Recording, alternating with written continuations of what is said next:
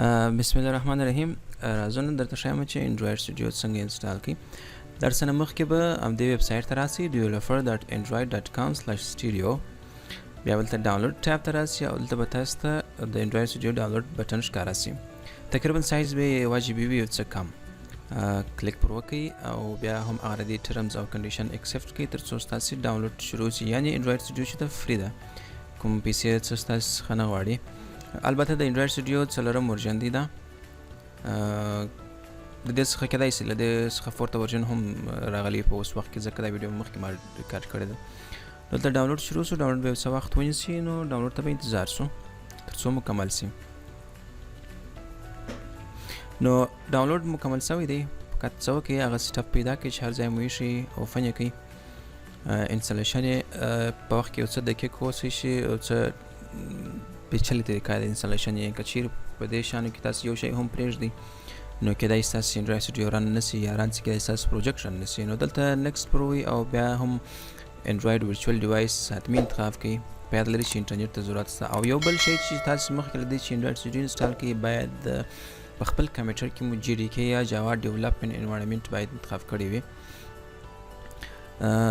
که چیرې هغه نه کړي انسټال، نو بیا کېدای شي انډرایډ سټوډیو مشکل جوړ کړي. دلته فقط مازې نیکسټ وي د انډرایډ سټوډیو لوکیشن، هغه ورته انتخاب کړئ او پرېږدئ چې انډرایډ سټوډیو انسټال شي.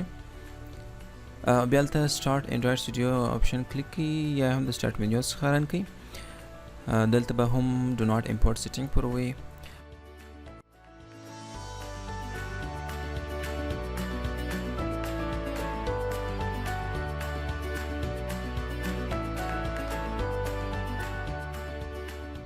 شان دي چې هغه ډاونلوډېږي، ځینې لایبرریان دي د هغه دپاره انټرنیټ کنکشن ته ضرورت شته. دلته راځو نیکسټ او بیا موږ ته دوه آپشن راځي، سټنډرډ او کسټم. سټنډرډ چې دی هغه په خپله خوښه ډیفالټ ټول ځایونه انسټالېږي، خو موږ کسټم انتخابوو.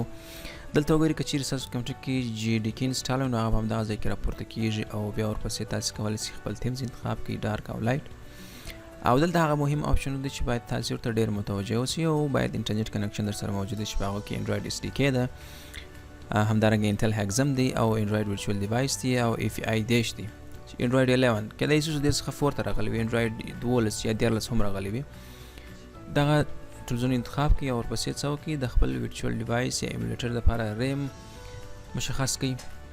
څومره چې ډېر ریم وي هغومره به ښه وي، خو که چیرې ستاسو د کمپیوټر ریم لږ وي نو بیا دته هم ډېر مه ورکوئ، خو لږ سره باید 2 GB ورکړئ. نو دلته اوس دا هغه ټوله ټولزونه دي چې انډرایډ سټوډیو یې ډاونلوډوي، یعنی اړین دی ورته. تقریبا سایز یې 1.15 دی. نو تاسو باید یو سټیبل یا سی انټرنیټ کنکشن ولرئ، قطع نه سي انټرنیټ مو. دلته دا اوس یو څه وخت نیسي ځکه چې د انټرنیټ څخه ډاونلوډېږي، 1.5 GB دی څه بالا. چیرې ستاسو انټرنیټ تیز وي نو دا پروسه به ژر مکمل شي. کوم چیرې انټرنیټ سلو نو حتما یو څه وخت نیسي دا. خو په یاد لرئ چې انټرنیټ په مابینځ کې باید قطع نه سي، ولې بیرته بیا د هر څه بیا د سره کېږي. نو اوس راځو دلته ګورو چې هغه ټولزونه چې موږ انتخاب کړي وو هغه انسټال شوي دي که نه دي. نو دې دپاره کنفیګر ته راځو او بیا SDK منیجر ته راځو. هغه 3 ټولزونه دي چې موږ یې غواړو وګورو، چې په هغو کې اول پلیټفارم دی، په هغه کې انډرایډ 11 API موږ انتخاب کړی وو. ځان باوري کوو چې په هغه کې 3 داخل نور ټولزونه دي چې په هغه کې یو انډرایډ SDK پلیټفارم دی، او سورسز دی، او همدارنګه اټوم ایمیج دی، ګوګل API ایمیج دی. په یاد ولرئ چې دا 3 انتخاب شوي او باید انسټال وي، که نه وي انسټال بیا مشکل جوړوي. او بیا SDK ټولز ته راځو چې په هغه کې باید ځینې شیان دي دغه شو پیکیج ډیټیلز وي، په دې کې باید 10.03 انتخاب کړئ تر څو تاسو ته مشکل جوړ نه کړي. انډرایډ ایمولیټر باید انسټال وي، SDK پلیټفارم، او همدارنګه هیګزوم انسټالر باید انسټال وي. هیګزوم وروسته اوس انسټالېږي، دا فقط مازې انسټالر دی د هیګزوم. د هیګزوم چې دی دا اساس د انډرایډ ایمولیټر دپاره دی چې ستاسو انډرایډ ایمولیټر به ډېر سموت او ډېر سپیډ وي. که چیرې تاسو هیګزوم نه کړئ انسټال نو ایمولیټر به ډېر سلو وي. نو اوس راځو AVD منیجر ته. څه کوو، یو ورچوال ډیوایس جوړو، ایمولیټر جوړو تر څو موږ خپل پروجیکټ پکې رن کوو. تاسو وینئ چې دلته مخکې نه مخکې زما په کمپیوټر کې انډرایډ سټوډیو کې نه مخکې جوړ شوی دی، پکسل 3 جوړ شوی. دا هغه په شروع کې د انسټالیشن په وخت کې چې موږ انتخاب کړئ دلته جوړ دی. تاسو کولی شئ بل نه هم جوړ کړئ، هر څونه جوړولی شئ.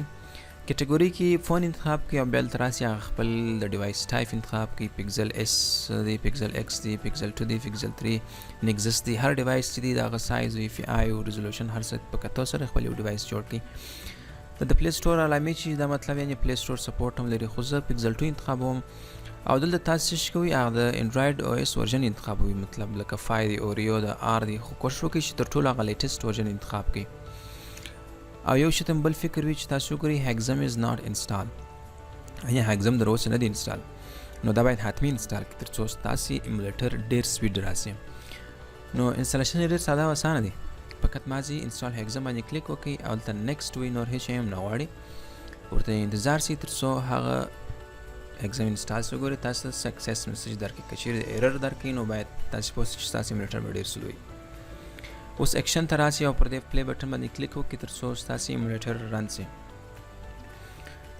ترڅو تاسو ځان باوري کړئ چې تاسو ایمولیټر په سي ډول رن کیږي چلاند کیږي نو ورسته چې کله مو ایمولیټر سي ډول رن شو چلاند شو ځان باوري کړئ نو بیا څه کوو بیا کولای شئ چې داخله انډراید سټوډیو ته ولاړ شئ او هلته پروجیکټ جوړ یا د ریاکټ نیټ یا د فلټر یا خپل د انډراید په کوټلین کې نو فسیبل ټوټوریالز کې به همدا درته وښیم چې څنګه کولای شئ تاسو په انډراید سټوډیو کې یو پروجیکټ جوړ کړئ او بیا هغه رن کړئ